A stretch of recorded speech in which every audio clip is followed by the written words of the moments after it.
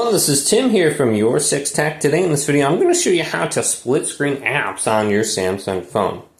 So all you have to do is bring up the most recent app. So I have the 3-button navigation on, so I can just hit this button. You might have to swipe up. I can go to this option right here, and then I can just choose my app. So go to the app icon on the top and just hold down on it, and you can drop and drag it on one side, and then you have to pick the other app.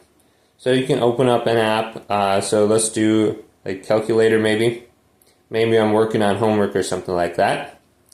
So I can open up 2 different applications at the same time. The calculator is a little bit slow, but I can flip it and rotate it sideways too. And then I can go back. So I can close this. Maybe I don't have my calculator set up. But to get rid of this now, one app, you can just swipe up or bottom depending on which app you want. So my phone's really slow, but I'm just going to swipe up, and now it should just be the calculator left over.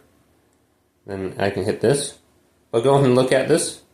Hopefully this video did indeed help you out.